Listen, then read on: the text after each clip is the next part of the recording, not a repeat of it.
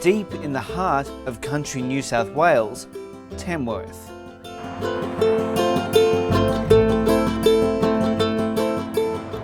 And it's here we're about to discover one of the Land Rights Network's most unique treasure troves of opportunity, the Warra-Li Resource Unit. In the last 18 months, Warra-Li has supported 14 local Aboriginal land councils in the northern region. They're learning about business planning and financial modelling, important building blocks for a sustainable enterprise that delivers long-term employment.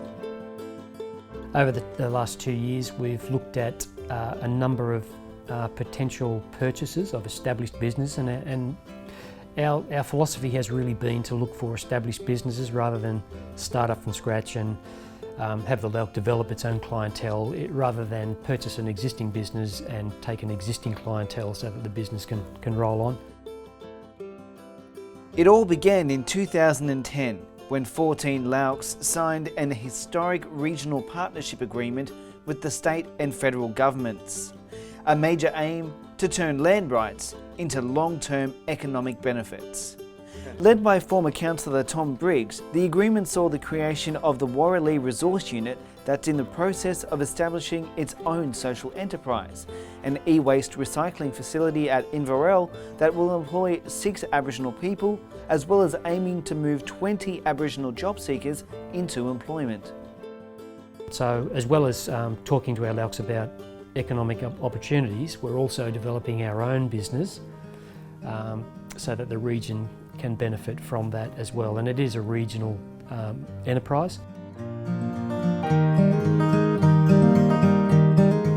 The facility has been backed by the federal government to the tune of $1 million, and Warra-Li is hopeful of securing further support, ensuring land councils can generate jobs for Aboriginal people in the region. So we've got a pretty good business model in place. As well as job seekers, we'll employ 2 full-time senior people, a manager and a supervisor at the facility, and also 4 trainees. So there'll be 6 full-time positions from startup, and then and spinning people off as they gain their training and their confidence and their skills into light industrial or commercial or whatever type of business we can identify.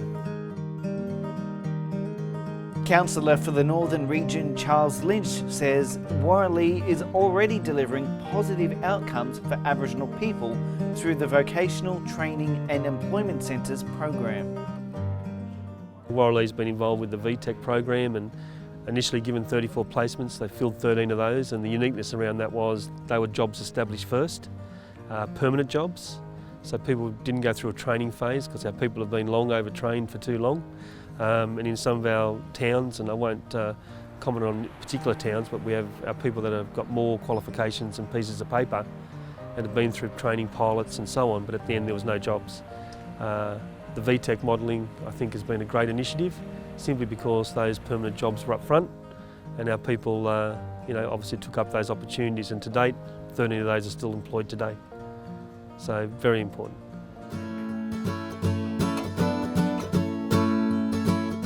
Empowering land councils to achieve their own success, Councillor Lynch says the Warra-Li model is one the network should pay close attention to.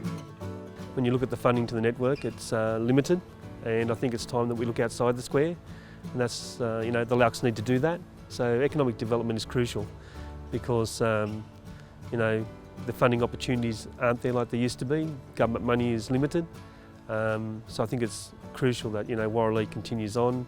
And I think it's also crucial that LALCs are looking outside the box in generating income, whether it be passive or through a business development. So, and I think that's the important factor.